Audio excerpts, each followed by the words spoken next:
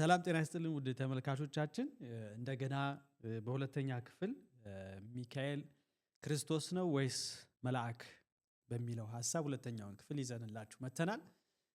እንግዲህ ባለፈው እንዳየነው ከስሙ ትርጉም እንደተመለከትነው ሚካኤል የሚለው ሐሳቡ ትንታኔውን ወስደን ስናየው እንደ እግዚአብሔር ያለ ታላቅ መልእክተኛ እንደ እግዚአብሔር የሆነው ታላቅ መልእክተኛ የሚል ትርጉም እንዳለው ተመልክተናል።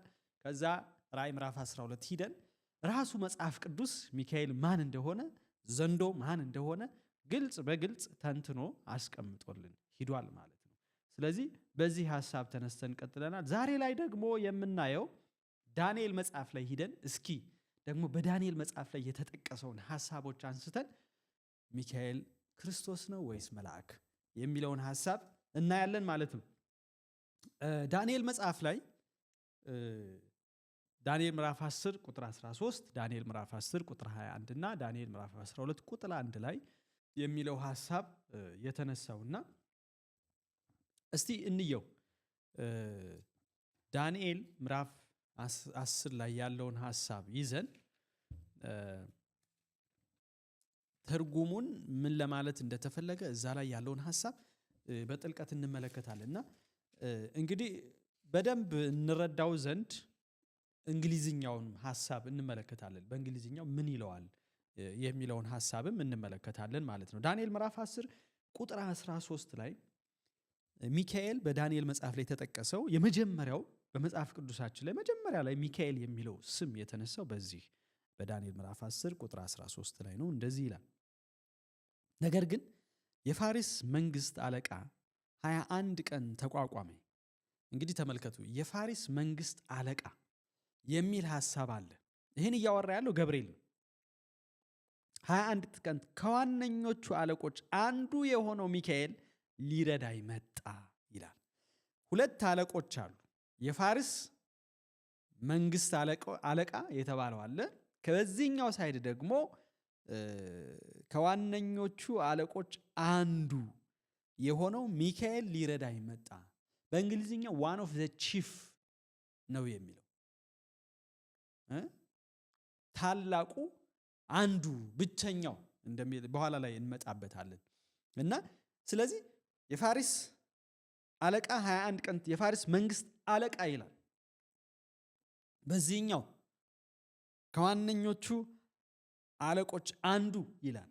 ስለዚህ ሁለት አለቃ ነው ያለው። የፋሪስ መንግስት አለቃ አለ፣ በዚህኛው ሌላ አለቃ አለ ማለት ነው። ስለዚህ አለቃ የሚለውን ሐሳብ ትኩረት እንድንሰጥ በእንግሊዝኛው ፕሪንስ ነው የሚለው።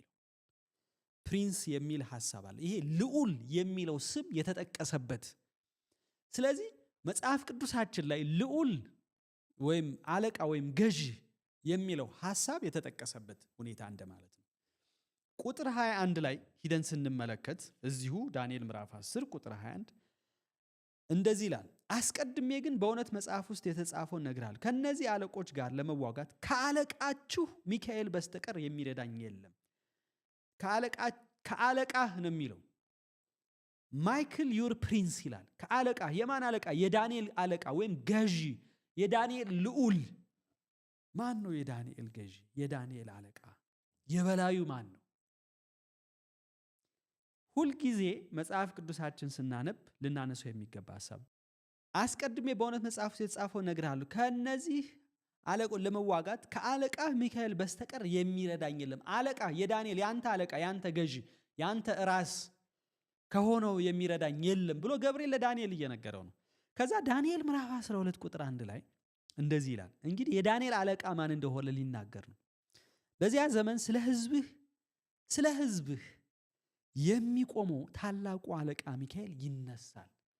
ስለዚህ የእስራኤል ሕዝብ አለቃ የበላይ መሪ ማን ነው የሚለውን ሐሳብ ይገልጽልናል ማለት ነው። ስለዚህ ይሄ ዳንኤል ምዕራፍ 10 ቁጥር 13 21 ምዕራፍ 12 ቁጥር 1 ፕሪንስ አለቃ ልዑል የሚለው ሐሳብ የተሰጠው ለክርስቶስ እንጂ ለሌላ ለማንም አልተሰጠም። ስለ ሕዝብህ የሚቆመው ከአለቃህ ሚካኤል በቀር የዳንኤል አለቃ ገዢ፣ ይሄ ፕሪንስ የሚለው ሐሳብ ልዑል ዋናው ገዢ አለቃው እንደማለት ነው። ስለዚህ ገብርኤል ለዳንኤል ሲነግረው አለቃህ ነው፣ ገዢህ ነው፣ ያንተ ራስ ነው፣ የበላይህ ነው። ከክርስቶስ ውጭ ማን ሊሆን ይችላል ወገኖች? ይህንን ሐሳብ ይይዛል። ከዛ በኋላ ተመልከቱ እንግዲህ ይሄ ልዑል የሚለው ሐሳብ በእንግሊዝኛው ፕሪንስ ይለዋል። እንደውም ባነብላችሁ ደስ ይለኛል። እንደው ቃላቱን እንረዳው ዘንድ በእንግሊዝኛው የተጠቀመበትን ሐሳብ ብናነበው ዳንኤል ምዕራፍ 10 ላይ ሂደን ቁጥር 13 ላይ እንደዚህ ነው የሚለው but the prince of the kingdom of Persia ይላል። ሁለት ፕሪንስ ነው ያለ። አንደኛው በፐርሻ ኪንግደም በኩል የቆመ ፕሪንስ አለ። ከዛ ሌላኛው ሎ ማይክል one of the chief princes ይለዋል። አንደኛው ደግሞ የልዑሎች ልዑል የሚል ሐሳብ ያለ በእንግሊዝኛው እሱን የአለቆች አለቃ የሚለውን ሐሳብ። ስለዚህ እዚህ ዳንኤል ምዕራፍ 10 ላይ ያለው ሐሳብ በፋሪስ መንግስት ጎን አለቃ ሆኖ የተቀመጠው ሉሲፈር ዲያብሎስ ሰይጣን ነው። ለአለቃ ህዝብህ የሚቆመው ታላቁ አለቃ ሚካኤል ያንተ ልዑል፣ ያንተ ራስ፣ ያንተ ገዢ ብሎ ገብርኤል ለዳንኤል የነገረው እሱ ደግሞ ክርስቶስ ኢየሱስ ነው። አሁን ተመልከቱ ዳንኤል ላይ ምዕራፍ 10 እና 9 ወደ ኋላ ሄዳችሁ ሳይ እየተፈጸመ ያለው ነገር ምንድን ነው? የፋሪስ መንግስት አይሁዶች ከግዞት ነፃ እንዳይወጡ በመሪው አማካኝነት ከመሪው ጀርባ ደግሞ በሉሲፈር አማካኝነት ግዞታቸውን፣ እስራቸውን፣ የባርነት ጊዜያቸውን ለማራዘብ የሚደረግ ጦር። በዚህኛው በኩል ሚካኤል ክርስቶስ የእስራኤልን ህዝብ ነፃ ለማውጣት ከግብፅ ነፃ እንዳወጣ ነፃ ለማውጣት ጦርነት እየተደረገ ያለበት ሁኔታ ነው ያለው። በአንድ በኩል ባርነትን ወክሎ የቆመ በፋሪስ መንግስት የተወከለ አለቃ፣ ከሱ ጀርባ ያለው ማን ነው? ዲያብሎስ ነው። በዚህኛው ደግሞ የእስራኤልን ህዝብ ነፃ ለማውጣት የእስራኤልን ህዝብ ከባርነት ነፃ ለማውጣት አሁንም ሙሉ ጦርነቱን በምድረ በዳ አይደል የክርስቶስ ምድረ በዳ የመራቸው የዓለት ክርስቶስ ነው ይላል። በምድረ በዳ የመራቸው ነፃ ያወጣቸው እሱ። አሁንም እንደገና ስለ እስራኤል ህዝብ የሚቆመው ክርስቶስ እንጂ ሌላ አይደለም። ስለዚህ ከዚህ አንጻር ስለዚህ ይሄ ልዑል የሚለው ሐሳብ በእንግሊዝኛው the prince የሚለው ሐሳብ ለክርስቶስ የተሰጠ ነው። ቁጥር 21ንም እዛው በእንግሊዝኛው ሄዳችሁ ብታነቡት እንደዚህ ይላል። የሚገርማችሁ I will show thee that which is noted in the scripture of truth and there is none that holds with me in this thing but Michael your prince ይለዋል። ያንተ ልዑል፣ ያንተ አለቃ፣ ያንተ ገዢ፣ በዚህ ነገር የሚረዳኝ ገብርኤል ነው። በዚህ ነገር የሚያግዘኝ ከኔ በላይ የሆነው ከእግዚአብሔር የሆነው መልእክተኛ፣ ያንተ ገዢ፣ ያንተ ልዑል። እንዴት መልአክ የሰው ልጅ ገዢ ሊሆን ይችላል? መላእክት ከሆነ የዳንኤል ገዢ መላእክት ሊሆን ይችላል እንዴ? አይሆንም። መጽሐፍ ቅዱሳችን ዳንኤል ራሱ ሊሰግድ ባለበት ጊዜ እንዳትሰግድ ለኔ እኔ ካንተ ጋር እግዚአብሔርን ከሚያመልኩት መካከል ከሚሰግዱት መካከል ለኔ አይሰገድም፣ ለበላዩ ነው የሚሰገደው። ይሄንን ሐሳብ ይዘን እስቲ ሌላኛው ሐሳብ ደግሞ መሲሁ እንደ ልዑል፣ እንደ ገዢ፣ እንደ ፕሪንስ ተደርጎ ተጠቅሷል። እሱን የምናገኘው የት ነው? አሁን በዳንኤል መጽሐፍ ላይ እንደዚህ ይላል፣ ከአለቆችህ ዋነኞቹ ከልዑሎቹ የልዑላን ልዑል የሚል ትርጉም አለው። ምዕራፍ 10 ቁጥር 13 ምዕራፍ 10 ዳንኤል ምዕራፍ 10 ቁጥር 21 ማይክል ዩር ፕሪንስ ይለዋል። ያንተ አለቃ ሚካኤል ያንተ አለቃ ይለዋል። ዳንኤል 12 ስለ ህዝብህ የሚቆመው ታላቁ አለቃ ህዝቡን ወክሎ ሚካኤል ብሎ ይናገረዋል። ስለዚህ ይሄ ፕሪንስ የሚለው ሐሳብ የተሰጠው ለክርስቶስ እንጂ ለሌላ ለማንም አይደለም። አለቃ ነው፣ የበላይ ነው፣ ልዑል ነው አይደል? እስኪ አሁንም ወደ ታች እንሂድና ደግሞ መሲሁ ልዑል እንደተባለ አለቃ ገዢ እንደተባለ እስቲ እንመልከት። ኢሳይያስ ምዕራፍ 9 ሁላችንም የምናውቀው ጥቅስ አለ። እሱን ስናነብ የምናገኘው ሐሳብ ይሆናል ማለት ነው። ኢሳይያስ ምዕራፍ 9 ቁጥር 6 እንደዚህ ይላል፣ ሕፃን ተወልዶልናል፣ ወንድ ልጅም ተሰጥቶናል፣ አለቅነት በጫንቃው ላይ ነው። አለቃ ነው እኮ እያለን እኮ ነው። ስለዚህ የመላእክት አለቃ ሊሆን የሚችለው ክርስቶስ እንጂ ሌላ አካል የለም። አለቅነት አለቃ ነው። ማይክል ዩር ፕሪንስ፣ ሚካኤል ያንተ አለቃ፣ ስለ ሕዝብ ልጆች የሚቆመው አለቃ፣ ታላቁ ሚካኤል፣ እግዚአብሔር የሆነው አለቃ፣ ከእግዚአብሔር የመጣው እንደ እግዚአብሔር ያለው መልእክተኛ፣ አለቅነት በጫንቃው ላይ ይሆናል ይልና ስሙም ድንቅ መካር፣ ኃያል አምላክ፣ የዘላለም አባት፣ የሰላም ልዑል ይባላል። ፕሪንስ። ስለዚህ ኢሳይያስ ምዕራፍ 9 ቁጥር 6 ላይ ምንድን ነው የሚለው? ፕሪንስ ኦፍ ፒስ ይላል፣ የሰላም አለቃ። ይሄ አሁን ፕሪንስ የሚለው ልዑል የሚለው ዳንኤል ምዕራፍ 10 13 ምዕራፍ 10 21 ምዕራፍ 12 ቁጥር 1 ላይ ተጠቀሰው ሐሳብ ፕሪንስ የሚለው ሐሳብ የተሰጠው ለክርስቶስ ኢየሱስ ነው። መሲሁ እንደ ልዑል ነው የተጠቀሰው። ዳንኤል ምዕራፍ 8 ጋር ሂደን ይህንኑ ሐሳብ የሚደግፍልን እንመልከት። ምዕራፍ 8 ቁጥር 25 እንደዚህ ይላል። ምዕራፍ 8 ቁጥር 25 እንደዚህ ይላል። ምዕራፍ 8 እንግዲህ ኢሳይያስ ምዕራፍ 9 ክርስቶስ ቁጥር 6 ላይ የሰላም ልዑል፣ የሰላም አለቃ፣ የሰላም ገዢ የሚል ትርጉም ተሰጥቶታል። ክርስቶስ ኢየሱስ አለቅነት በጫንቃ አለቃ ነው። እሱ ከሱ በላይ አለቃ የለም። ከዛ ዳንኤል ምዕራፍ 8 ቁጥር 25 ላይ እንደዚህ ይላል። እያጭበረበረ ይበለጽጋል፣ ራሱን ታላቅ አድርጎ ይቆጥራል። እንግዲህ ሌላ ኃይል ነው እዚህ ጋር እየተናገረ ያለው። ራሱንም ትንሹ ቀንድ ነው። ያው ትንሹ ቀንድ ከጀርባ ያለው ሉሲፈር ነው። በሰላም ተላን ተቀምጠናል ሲሉ ብዙዎችን ያጠፋል። በልዑላን ልዑልም ላይ ይነሳል። ያንተ ልዑል ቅድም ያየ ነው። ከአለቆቹ ከልዑላን ልዑል ፕሪንስ ኦፍ ፕሪንስስ የሚለው ሐሳብ ዳንኤል ምዕራፍ 10 ቁጥር 13 ላይ እዚህ ላይ ይሄ ኃይል ትንሹ ቀንድ፣ በትንሹ ቀንድ አማካኝነት ያለው ዲያብሎስ ነው። በልዑላን ልዑል ላይ ይነሳል ይላል። በማን? በክርስቶስ ላይ ይነሳል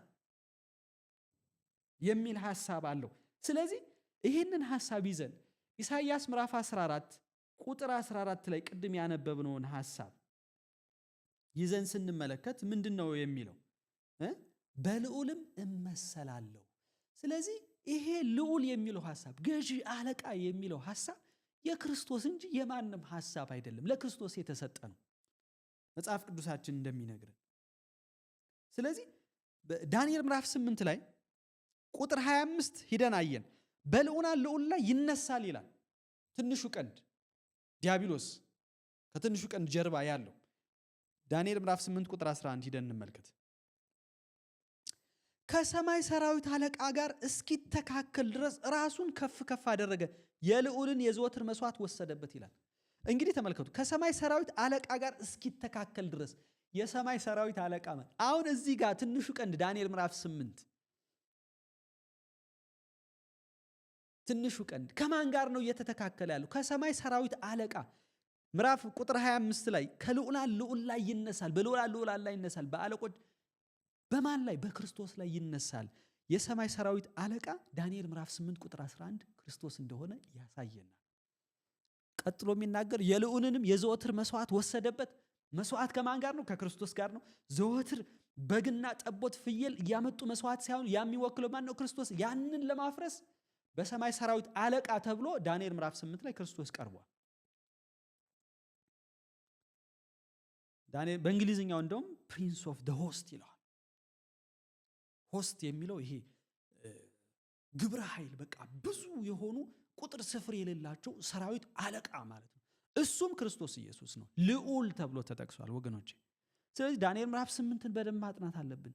ዳንኤል ምዕራፍ 9ን ሐሳቡን፣ ምዕራፍ 10ን፣ ምዕራፍ 12ን በደንብ ምዕራፍ 11 ጭምር ስናይ ልዑል ፕሪንስ የሚለው ሐሳብ የተሰጠው ለክርስቶስ እንጂ ለማን? መሲሁ ራሱ ምን ተብሏል? የሰላም አለቃ፣ የሰላም ልዑል፣ አለቅነት በጫንቃው ላይ። ይሄ ፕሪንስ የሚለው ሐሳብ የተሰጠው ለክርስቶስ ለሚካኤል ነው፣ ለሌላ ለማንም አይደለም። እንደውም ቅድም ያየነው የልዑላን ልዑል፣ ያንተ ልዑል፣ ታላቁ ልዑል የሚለው ዳንኤል ምዕራፍ 10 13 ዳንኤል ምዕራፍ 10 21 ዳንኤል ምዕራፍ 12 ቁጥር 1 የልዑላን ልዑል፣ ያንተ ልዑል፣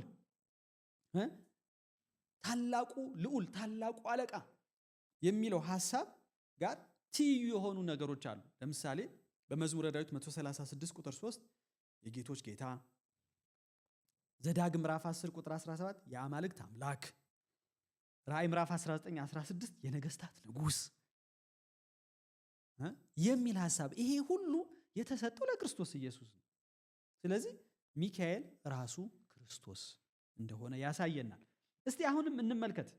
ዳንኤል ምዕራፍ 9 ቁጥር 25 መሲሁንም አሁንም እንደገና ልዑል እንደሆነ ገዢ አለቃ እንደሆነ ያሳየናል። ዳንኤል ምዕራፍ 9 ቁጥር 25 ሂደን ስንመለከት ይህንን ወቅ አስተውልም፣ ኢየሩሳሌም ለማደስ ለመጠገን አዋጁ ከወጣበት ጊዜ ጀምሮ ገዢው መሲህ the prince of peace መሳያ the prince ይለዋል በእንግሊዝኛው።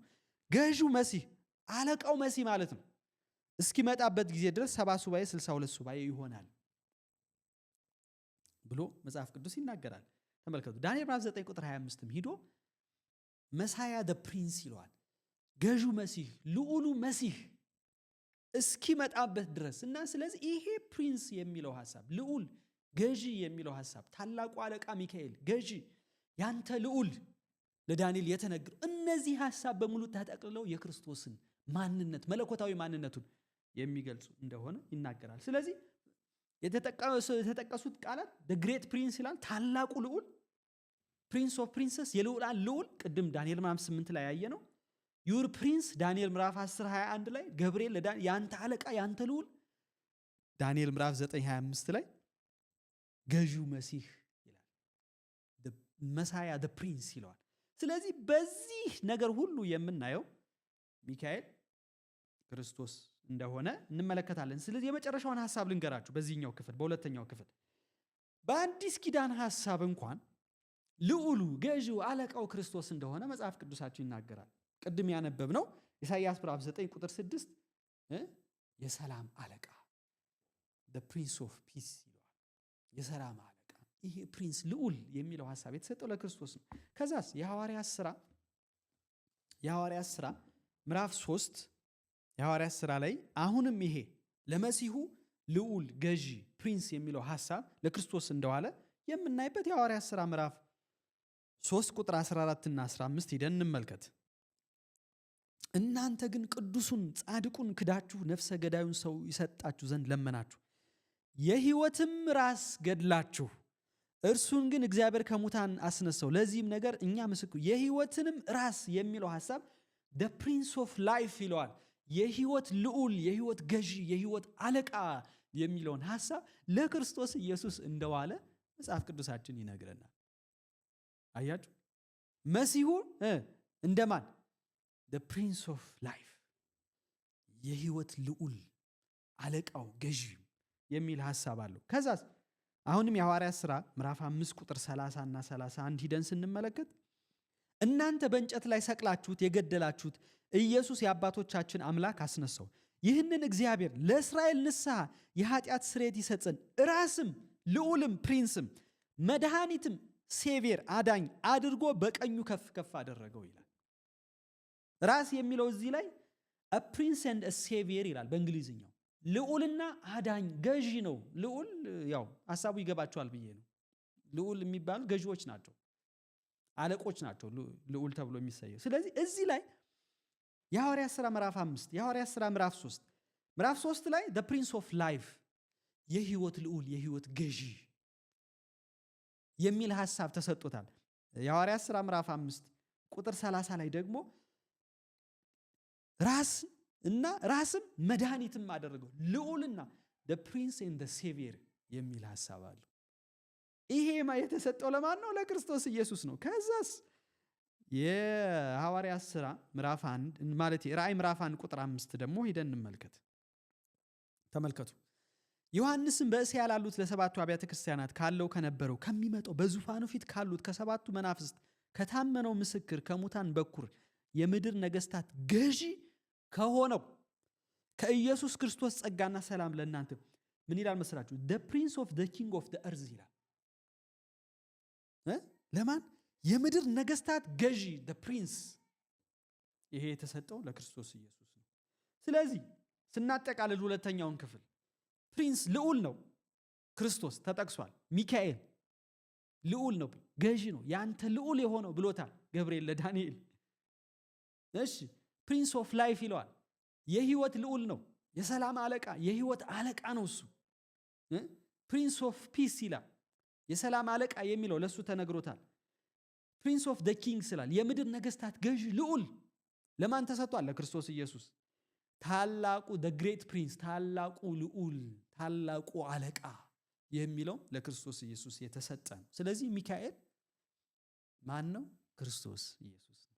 የኔ ያንተ ገዢ፣ የህይወት አለቃ፣ የሰላም አለቃ፣ የምድር ነገስታት ገዢ ተብሎ የተጠቀሰለት ማን ነው? እሱ ክርስቶስ ኢየሱስ።